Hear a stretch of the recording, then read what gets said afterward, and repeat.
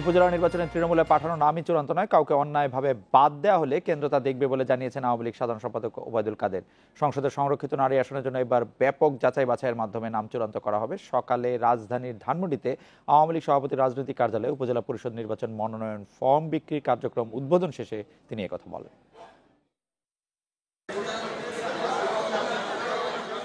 উপজেলা নির্বাচনের তফসিল ঘোষণার পর উপজেলা চেয়ারম্যান পদে মনোনয়ন ফর্ম নিতে দেশের বিভিন্ন অঞ্চল থেকে মনোনয়ন প্রত্যাশীরা ধানমন্ডির আওয়ামী লীগ সভাপতির কার্যালয়ে ভিড় করেন সোমবার সকাল থেকেই। বেলা 11:30টার দিকে মনোনয়ন ফর্ম বিক্রির উদ্বোধন করেন দলের সাধারণ সম্পাদক ওবায়দুল কাদের। পরে মনোনয়ন প্রত্যাশীদের উপস্থিতিতেই গণমাধ্যমের সঙ্গে কথা বলেন আওয়ামী লীগ সাধারণ সম্পাদক। তৃণমূলের মতামত না নিয়েই স্থানীয় সংসদ সদস্যদের পক্ষ থেকে নাম কেন্দ্রে পাঠানোর অভিযোগের জবাবে তিনি বলেন, কেন্দ্রে পাঠালেই তা চূড়ান্ত হবে না। শুধুমাত্র তৃণমূলের রিপোর্টের উপরই আমরা ভিত্তি করব না, কারণ তৃণমূলের রিপোর্ট যদি কোনো প্রকার ম্যানিপুলেশন হয়, সে অবস্থায় সার্ভে রিপোর্ট আমাদের কাজে লাগবে। চলতি মাসের 8 তারিখ বিকেলে আওয়ামী লীগ সভাপতি ও প্রধানমন্ত্রী শেখ হাসিনার সভাপতিত্বে সংসদীয় ও স্থানীয় সরকার মনোনয়ন বোর্ডের যৌথ সভায় উপজেলা চেয়ারম্যান প্রার্থীদের নাম চূড়ান্ত করা হবে বলে জানান ওবায়দুল কাদের। বলেন, একই সভায় সংসদের সংরক্ষিত নারী আসনের প্রার্থীও চূড়ান্ত হবে। নেত্রী নিজেও পার্সোনালি এই বিভিন্ন জেলা ফাইলগুলো জেলাওয়ারি ভাগ করে তিনি নিজেও দেখছেন কারা কারা অ্যাপ্লাই করেছে, কার কি যোগ্যতা, অনেক যাচাই বাছাই করে আমরা এখানে মনোনয়ন দেব। প্রতিদিন সকাল 10টা থেকে বিকেল 4:30 পর্যন্ত চলবে মনোনয়ন কার্যক্রম। বৃহস্পতিবার পর্যন্ত ফর্ম কেনা ও জমা দেওয়া যাবে। শাহাদাত স্বপন, ইন্ডিপেন্ডেন্ট নিউজ, ঢাকা। উপজেলার নির্বাচন নিয়ে কথা বলতে আমাদের সাথে আছেন বিএনপি চেয়ারপারসন উপদেষ্টা তৈমুর আলম খন্দকার এবং আওয়ামী লীগের তথ্য গবেষণা সম্পাদক অ্যাডভোকেট আফজাল। অ্যাডভোকেট আফজাল হোসেন, আমরা দেখতে পাচ্ছি যে বিএনপি এরই মধ্যে ঘোষণা দিয়ে দিয়েছে যে তারা আসলে এই উপজেলা নির্বাচনে অংশ নিচ্ছে না। তারা ঢাকা সিটি কর্পোরেশন নির্বাচনে অংশ না নেওয়ার ব্যাপারে একরকম ঘোষণা দিয়েছে। বিএনপি ছাড়া যে এই নির্বাচন, সেই নির্বাচনকে প্রতিদ্বন্দ্বিতামূলক করাই কি আওয়ামী লীগের জন্য এখন একটা বড় চ্যালেঞ্জ?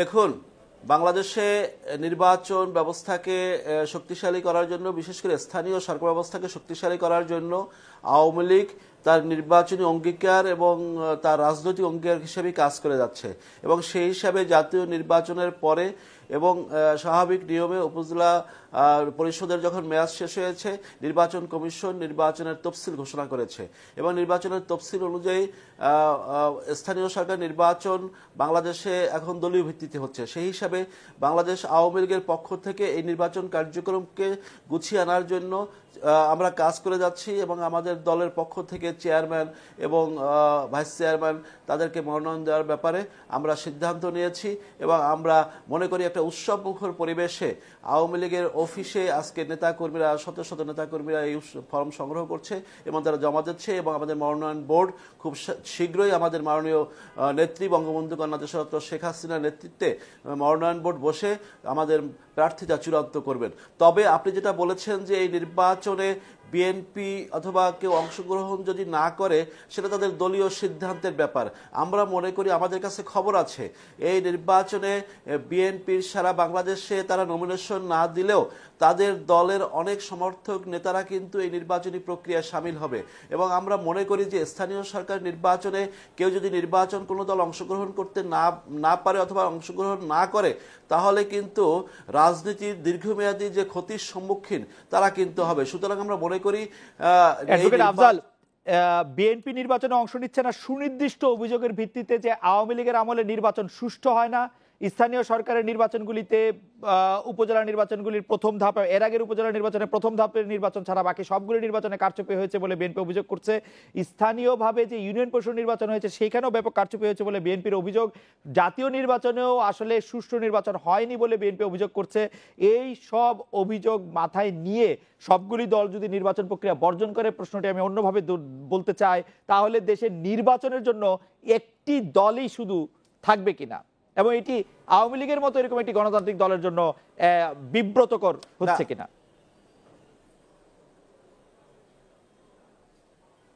না, আমরা এখনো মনে করছি যে বাংলাদেশের প্রতিনিধিত্বশীল প্রায় মুক্তিযুদ্ধের পক্ষ বলেন অথবা অন্যান্য রাজনৈতিক দল বলেন এবং যারা স্বতন্ত্রভাবে নির্বাচন করবেন তারাও ইতিমধ্যে নির্বাচন করার জন্য তারা প্রস্তুতি নিয়েছে এবং সেই ক্ষেত্রে অভিযোগের ডালি নিয়ে বিএনপি এই নির্বাচন করবে না অথবা করতে কি কারণে করবে না সেটা তারাই জানে। তবে এর আগে তারা কিন্তু স্থানীয় সরকার নির্বাচনে 5টি সিটি কর্পোরেশন নির্বাচনে জিতেছিল এবং কিছুদিন আগেও তারা সিলেট নির্বাচনে জিতেছে এবং এই যে তারা সব নির্বাচনে তারা জিততে চায়, এই জেতার গ্যারান্টি দেওয়ার মতো ক্ষমতা তো কারো নাই। সুতরাং নির্বাচনের পূর্বেই তারা যদি নির্বাচনে জেতার জন্য মনস্তাপ করে থাকে তাহলে কিন্তু তারা ভুল করবে। আমি মনে করি যে বাংলাদেশে নির্বাচন ব্যবস্থাকে সুষ্ঠু সুন্দর করার জন্য স্থানীয় মানুষের অভাব অভিযোগ তাদের প্রতিনিধিত্বশীল একটা পরিবেশ তৈরি করার জন্য সকলের নির্বাচনের রাজনৈতিক দলগুলো যারা বাংলাদেশের মানুষের রাজনীতি করেন, গণমানুষের রাজনীতি করেন, তারা নির্বাচনী প্রক্রিয়ার সাথে সামিল হবে, এটাই আমাদের বিশ্বাস। এবং আমরা মনে করি যে নির্বাচনের তফসিল ঘোষণা হয়েছে এবং এই তফসিল আমরা দেখি কারা কারা নির্বাচনে আপনি এর আগের স্থানীয় সরকার নির্বাচনগুলি কথা বলছিলেন, কিন্তু আমরা দেখেছি স্থানীয় সরকার নির্বাচনে যেগুলিতে বিএনপি আসলে জয়লাভও করেছে তাদের যে মেয়র, চেয়ারম্যান বা যে পদে নির্বাচিত হয়ে থাকুক না কেন তাদের নামে মামলা দেওয়া হয়েছে, তাদেরকে জেলখানায় নেওয়া হয়েছে, তারা আসলে তাদের সেই দায়িত্ব বেশিরভাগ ক্ষেত্রে পালন করতে পারেন। আপনি নিশ্চয়ই জানবেন, সেগুলিও তাদের মাথায় নিশ্চয়ই থাকবে যে তৃণমূল পর্যায়ে এসব নির্বাচন করে জয়লাভ করাও এক ধরনের, মানে এটি একটি শাখের করাতের মতো, জিতলেও কষ্ট, না জিতলে তো কষ্ট আছেই। না, কষ্টটা আসলে আমি মনে করি যে এইটা বিএনপি সৃষ্ট কষ্ট। কারণ বিএনপি গত 2013, 14, 15 সালে এই নির্বাচন ঠেকানোর নামে 231 মানুষকে হত্যা করেছে, শত শত মানুষে অগ্নিসংযোগ করে পুড়িয়ে দিয়েছে, মুখমণ্ডল ঝলসে দিয়েছে এবং কোটি কোটি টাকার সম্পদ বিনষ্ট করেছে এবং বাংলাদেশে 500 স্কুল, নির্বাচন কেন্দ্র পুড়িয়ে দিয়েছে। সুতরাং ভোটের সাথে যাদের মিনিমাম সংস্রব ছিল না সেই সাধারণ মানুষরাও বিএনপির আক্রমণের শিকার হয়েছে। সাধারণ মানুষকে জিম্মি করে তাদেরকে হত্যাকাণ্ড, তাদের রক্তের পথবে তারা নির্বাচন থামাতে চেয়েছিল, কিন্তু মানুষ সেটা ব্যর্থ করে দিয়েছে। সুতরাং আমরা মনে করি যে এই সকল অপকর্মের দায় বিএনপি কিন্তু বহন করতে হবে এবং তার জন্য কেউ না কেউ দায়ী এবং সেই মামলা যদি কেউ সেই রকম এই ঘটনা তো এমনি হয় নাই, বিএনপির কোনো তরফ থেকে উচ্চ পর্যায় থেকে তাদের নেত্রী অথবা তাদের দল থেকে কেউ না কেউ নির্দেশ দিয়েছে মানুষগুলোকে হত্যা করার জন্য। সুতরাং মামলা হয়েছে, এটা ফৌজদারি মামলা, সুতরাং এটা কোর্ট কাছারির এখতিয়ারের বিষয়। সুতরাং কোনো অপরাধ তো কোনো রাজনৈতিক দলের জন্য তামাদি হয়ে যায় না কোনো ঘটনা প্রবাহে। আপনাকে ধন্যবাদ। আমি অ্যাডভোকেট তৈমুর আলম খন্দকারের কাছে জানতে চাইবো যে সব নির্বাচন বর্জন করে বিএনপি আসলে রাজনীতির কোন পথে হাঁটছে? অ্যাডভোকেট তৈমুর আলম খন্দকার, কি করতে চায় আসলে বিএনপি? জি, ধন্যবাদ আপনাকে। কথাগুলি শুনছিলাম। বিএনপি নির্বাচনে যেতে চায়, নির্বাচনের জন্য বিএনপি এক পায়ে দাঁড়ানো আছে, কিন্তু দেশে তো এখন নির্বাচন নাই। বলে অংশগ্রহণমূলক নির্বাচন, সব রাজনৈতিক দল নমিনেশন পেপার সাবমিট করে, কিন্তু জনগণ অংশগ্রহণ করে না, জনগণকে অংশগ্রহণ করতে দেওয়া হয় না, ভোটারদের অংশগ্রহণ করতে দেওয়া হয় না, ভোটাররা ভোট দিতে পারে না। সে অবস্থায় এই নির্বাচন করার চেয়ে জনগণের অধিকারকে প্রতিষ্ঠা করার জন্য বিএনপির এখন প্রধান দায়িত্ব এবং বিএনপি দেশের সবচেয়ে সর্ববৃহৎ বিরোধী দল এবং আমি মনে করি বিএনপি এখন প্রধান দায়িত্ব হলো যে জনগণের ভোটাধিকারটা আদায় করার ব্যবস্থা করা, যেটা নাকি ছিল যে নির্দলীয় তত্ত্বাবধায়ক। একটি বিষয় যদি একটু পরিষ্কার করেন, যে দলটি বাংলাদেশের আপনার দাবি মতে সবচেয়ে বড় রাজনৈতিক দল, সেই দলটির কেউই যদি ভোট দিতে না পারেন তাহলে সেই দলটির ভোটাররা এটির কোনো প্রতিবাদ আমরা এরকম করতে দেখি নাই কেন?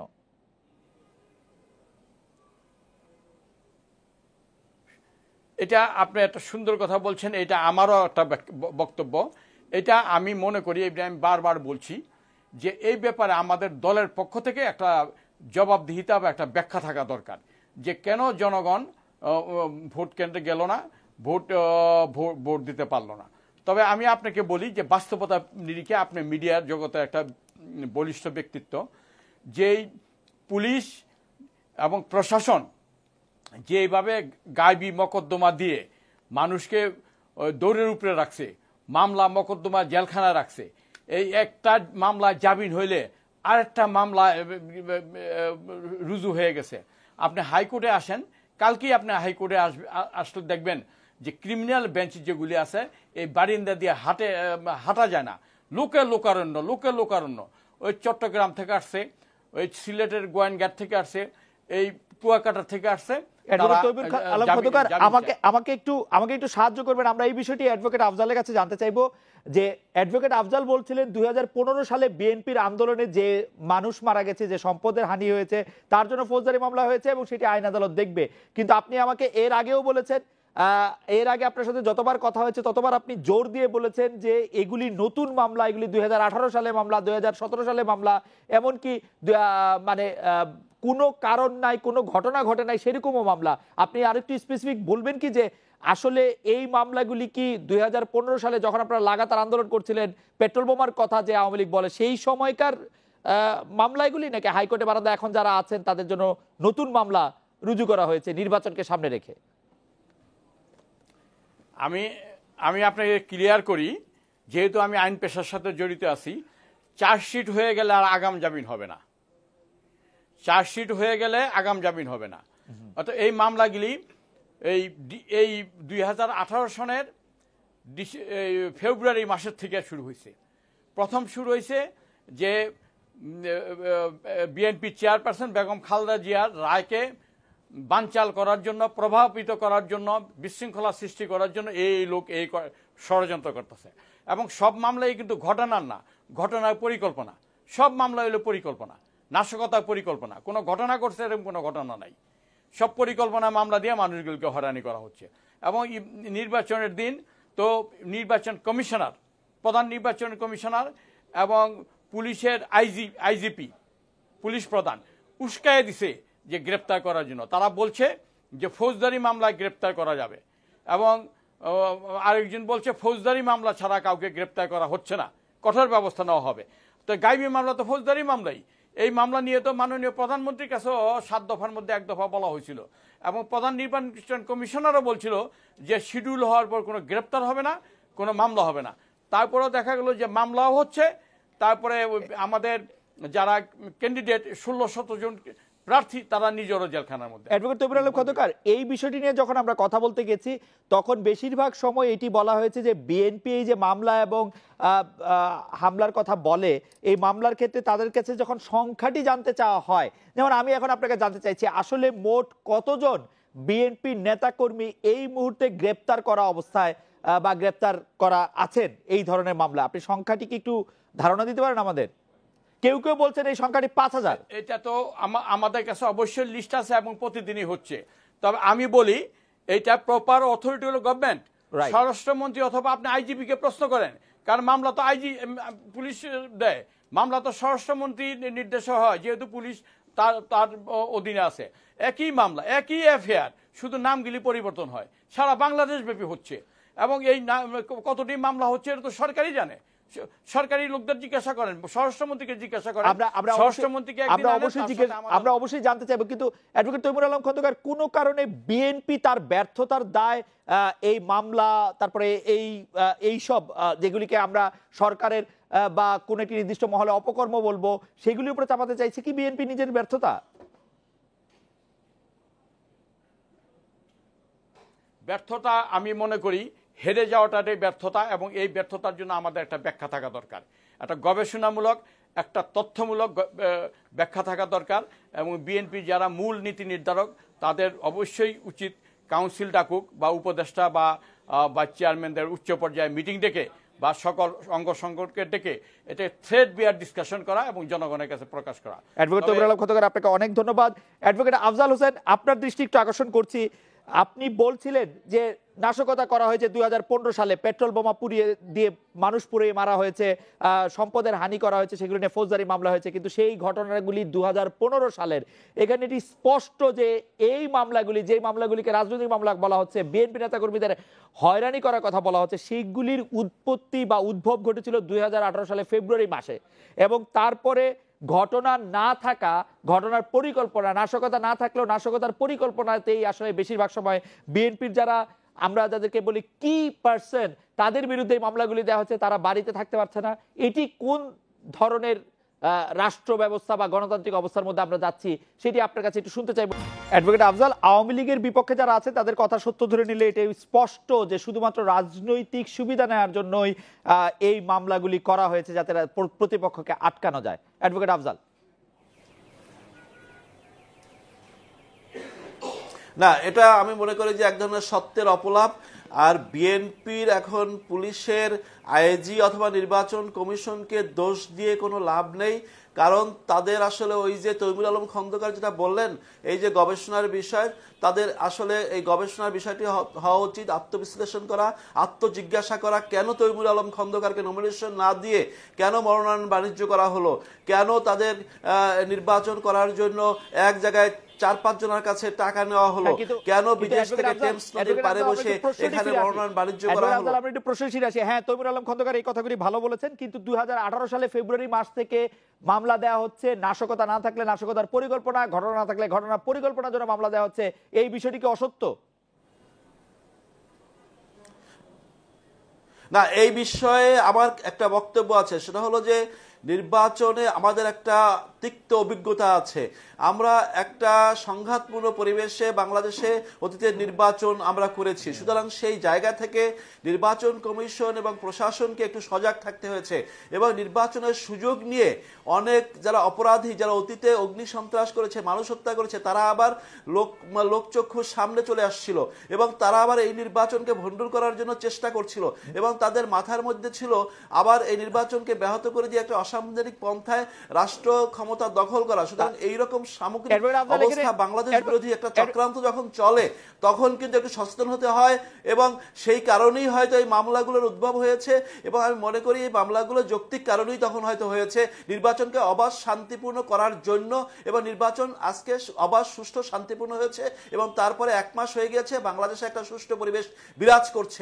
সুতরাং এই ষড়যন্ত্রমূলক কথাবার্তা বলে আমি মনে করি যে মানুষের দৃষ্টিকে ভিন্ন দিকে ফেরানোর চেষ্টা করা হচ্ছে। অ্যাডভোকেট আফজাল, মানুষের দৃষ্টিকে যা না হয় ভিন্ন দিকে ফেরানো না হলো, একজন আইনজীবী হিসেবে, একজন সজ্জন ব্যক্তি হিসেবে, একজন আমি আপনাকে বহুদিন ধরে চিনি, আপনার কাছে কি এটি যথেষ্ট বড় কারণ বলে মনে হচ্ছে যে কারো মাথায় নাশকতার পরিকল্পনা ছিল, ভেবে ভেবে রাজনৈতিক প্রতিপক্ষের বিরুদ্ধে নতুন করে মামলা দেওয়া? এবং আপনি খুব ভালো করে জানেন, যারা মানুষ মারার মামলা এর আগে অন্তর্ভুক্ত ছিল, তাদের তো আর নতুন করে মামলা দিয়ে অন্তর্ভুক্ত করা দরকার ছিল না নাশকতা পরিকল্পনার জন্য।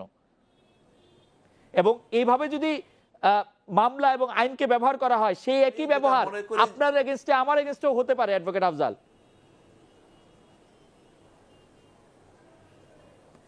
না, আমি মনে করি যে বিচারের বাণী নীরবে নিভৃতে কেঁদেছে আমাদের সময়, আমরা বিচার পাইনি, বিচার হতে সংস্কৃতি বাংলাদেশ হয়েছে এবং বিএনপির আমলে সমস্ত প্রতিষ্ঠানগুলো ধ্বংস করে দেওয়া হয়েছিল। সুতরাং আজকে বিচার বিভাগ স্বাধীন, আজকে সমস্ত ইনস্টিটিউশনগুলো তাদের কাজকর্ম শুরু করেছে।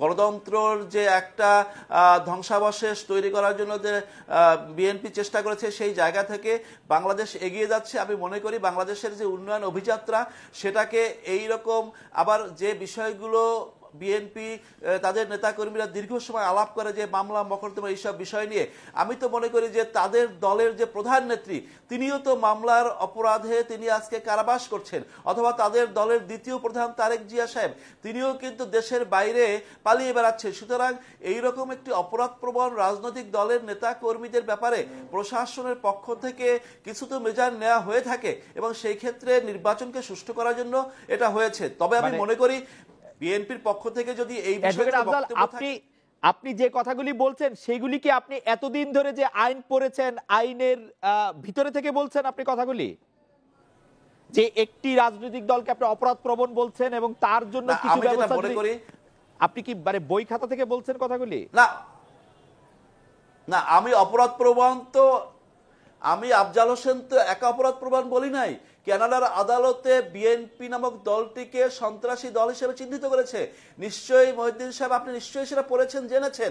সুতরাং এইরকম আমি পুরো রায়টি পড়েছি, রায়ের মধ্যে কিন্তু ছিল যে বিএনপি একটি অপরাধ প্রবণ দল। প্রশ্ন উঠেছিল আওয়ামী লীগ অপরাধ প্রবণ দল কিনা, সেখানে কানাডার কোর্ট বলেছে এখানে আওয়ামী লীগ বিবেচ্য নয়। সুতরাং আওয়ামী লীগকে কানাডার আদালত অপরাধ প্রবণ বলেছে কি বলে নাই, তার কিন্তু প্রমাণ নাই সেখানে। না দেখুন, আওয়ামী লীগ এমন একটি রাজনৈতিক দল, এই দল আন্দোলন সংগ্রাম করে জাতির জন্য বঙ্গবন্ধু কন্যা শেখ হাসিনা, তার আগে বঙ্গবন্ধুর নেতৃত্বে আমাদের ভিত্তি এই দেশের মাটি মানুষের মধ্যে। সুতরাং বিএনপি নামক রাজনৈতিক দলটি অপরাধ করেই কিন্তু এই দলের জন্ম হয়েছে। একটা একদিকে সেনা শাসক, অন্যদিকে আবার রাষ্ট্রপতি নির্বাচন হওয়া এবং ভোট ব্যবস্থাকে সম্পূর্ণ ধ্বংস করে দেওয়া, হানা ভোটের উৎসব করা এবং বাংলাদেশে যা যা গণতন্ত্রের জন্য ক্ষতিকার এটা বিএনপি তো করেছে। এবং বাংলাদেশ আজকে বেঁচেছে, বাংলাদেশ আজকে এগিয়ে যাচ্ছে এবং বাংলাদেশের জাতীয় সংসদ আজকে দুর্নীতিমুক্ত অথবা সেই সকল অপরাধ মুক্ত, যুদ্ধাপরাধী মুক্ত, ঘাতক মুক্ত, যারা দেশের স্বাধীনতার সাথে বেইমানি করেছে তাদের মুক্ত হয়েছে। আমরা বাংলাদেশে একটা সুন্দর সংসদ পেয়েছি। সুতরাং একটা দেশে গণতন্ত্র বলতে জামাত, বিএনপি অথবা যারা বাংলাদেশের স্বাধীনতা বিরোধী তাদেরকে নিয়ে আসতে হবে, তাহলেই গণতন্ত্র রক্ষা পাবে, এইটা কিন্তু ঠিক না। বাংলাদেশ এগিয়ে যাচ্ছে, অবশ্যই এটা ঠিক না, কিন্তু পাশাপাশি তাদেরকে আটকে রাখার নামে যে গণতন্ত্র, সেটাও নিশ্চয়ই ঠিক না। অ্যাডভোকেট আফজাল, গণতান্ত্রিক ব্যবস্থা আপনাকে সবাইকে সমান সুযোগ দিতে হবে। না, আমি মনে করি বাংলাদেশে এখন সকলে সমান সুযোগ পাচ্ছে। আপনি যে মিডিয়া দাঁড়িয়ে কথা বলছেন, একসময় বাংলাদেশে রেডিও অথবা টেলিভিশন দুইটা মাধ্যম ছিল, এখন বাংলাদেশে এখন অনেক ধরনের মানে টেলিভিশন আছে, তারপর অনলাইন মিডিয়া আছে, সামাজিক যোগাযোগ মাধ্যম থেকে শুরু করে ডিজিটাল সুবিধা সকলে ব্যবহার করছে। এবং আমি এই মুহূর্তে আপনার সাথে কথা বলছি, তরিকুল আলম ভাই তাদের মনের কথা বলতে পারছে। সুতরাং এর চেয়ে আর অবারিত স্বাধীনতা, অবারিত উন্মুক্ত স্বাধীনতা আর কখন কোন কালে ছিল? অ্যাডভোকেট আফজাল আপনাকে ধন্যবাদ। অ্যাডভোকেট তৈমুর আলম খন্দকারের কাছে একটু আসতে চাই। অ্যাডভোকেট তৈমুর আলম খন্দকার, আপনারা নির্বাচনে দোষ দিচ্ছেন, কিন্তু নির্বাচনের আগে আপনারা যেসব কথা বলেছিলেন যে সবগুলি এজেন্ট সেখানে থাকবেন, সকালবেলা আমরা কোনো এজেন্টকে গ্রেফতার করা হয়েছে বা এজেন্ট সেখানে যেতে পারেন এরকম কোনো কথা শুধু আপনাদের মুখেই শুনেছি। আপনারা নির্বাচন নিয়ে 1 মাস পরেও প্রশ্ন তুলছেন, কিন্তু সেই নির্বাচনটি কিন্তু আপনারা পুরো বিকেল 5টা পর্যন্ত আপনারা নির্বাচনে অংশগ্রহণ করেছেন। পরে ভোটের ফল দেখে কিন্তু আপনারা বলেছেন এর আগে রাতে ভোট দেওয়া হয়েছে। রাতে যদি ভোট দেওয়া হয় তাহলে সেটি আপনারা দিনে বলেন নাই কেন? এবং আপনারা এই নির্বাচনের কথা আর কতদিন বলবেন এবং এই নির্বাচনের কথা বলে বলে আর কত এই সাধারণ মানুষকে বিভিন্নভাবে আপনারা বিপদে ফেলবেন, বিব্রত করবেন, সেই রাজনীতি আপনারা কতদিন আর করবেন? অ্যাডভোকেট তৈমুর আলম খন্দকার। জি, আপনার প্রশ্নটা অনেকই গুরুত্বপূর্ণ রাজনৈতিক প্রেক্ষাপটে এবং যুক্তিসঙ্গত প্রশ্ন। তা আমি একটু আফজল ভাইয়ের কথার দিকে উঠে যেতে চাই। তিনি বলছেন যে শান্তিপূর্ণ নির্বাচন করার জন্যই এই ধরনের আগাম মামলা করা হয়েছে, যেটা নাকি এই সাংবাদিকদের ভাষায়, মিডিয়ার ভাষায় এটাকে গায়বী মোকদ্দমা বলে। একে শান্তিপূর্ণ এবং একতরফা এই কথা হইলে পুরোপুরি হয়ে যায় আর কি। কারণ এটা কথাটা প্রকাশ পাইল আপনার জেলার উপরে, যে তারা এই শান্তিপূর্ণ অর্থ কি, যে অন্য কেউ যেন বাধা বিঘ্ন সৃষ্টি না করে। বিএনপির অতীত ইতিহাস কি এরকমই সাক্ষ্য দেয় না? আপনার নিশ্চয়ই মনে থাকবে 2013 সালে একটি স্কুল ঘর পুড়িয়ে দেওয়া হয়েছিল নির্বাচনকে সামনে রেখে। 2013 সালে নির্বাচন কিন্তু বিএনপি বর্জন করে নাই। বিএনপি ঘোষণা দিয়েছিল নির্বাচন প্রতিহতের। বিএনপি সেদিন হরতাল দিয়েছিল এবং যারা নির্বাচনে যাবে তাদের হুমকি দিয়েছিল, আপনার নিশ্চয়ই মনে থাকবে। এটা যদি এখন প্রেডিক্ট করে আওয়ামী লীগ যে এইটি আবার বিএনপি করতে যাচ্ছে, তাদের খুব বেশি দোষ দেয়া যায় কিনা? না, সেটার সাথে এটা সম্পর্ক নাই। ওই বিএনপি বলছিল যে এই নির্বাচনে না যাওয়ার জন্য জনগণের কাছে আহ্বান জানাইছিল। 153টা সিটে কোন দল বা কোন জনগণ 2014 সালের নির্বাচনে যায়। অ্যাডভোকেট তৈমুর আলম খন্দকার, বিএনপি নির্বাচন প্রতিহতের ঘোষণা দিয়েছিল, বলেছিল যেখানে নির্বাচন সেখানে প্রতিহত করা হবে 2014। জি, আমি কথাটা শেষ করি। আমি তো প্রথমেই বলছি যে আপনি যে প্রশ্ন করছেন, প্রশ্নটা অত্যন্ত যুক্তিসঙ্গত, যুক্তিপূর্ণ। জি, সেই হিসাবে আমার প্রশ্নের উত্তর হলো 2014 সনে মেজরিটি জনসংখ্যা এই দেশের নির্বাচনে অংশগ্রহণ করে নাই। দ্যাট ইজ 154টা সিটে কোনো নির্বাচন হয় নাই। ভোটারও প্রার্থী দেখে নাই, প্রার্থীও ভোটার দেখে নাই। যা বাকিটা যে নির্বাচনটা হয়েছে সেটাও একতরফা নির্বাচন হয়েছে, জনগণ সেখানে অংশগ্রহণ করে নাই। আর এবারের নির্বাচনটা তো আপনার নির্বাচনের দিন পুলিশ উৎপাচার ছিল গ্রেপ্তার করার জন্য, আগের দিন পর্যন্ত বাড়ি বাড়িতে গেছে গ্রেপ্তার করার জন্য।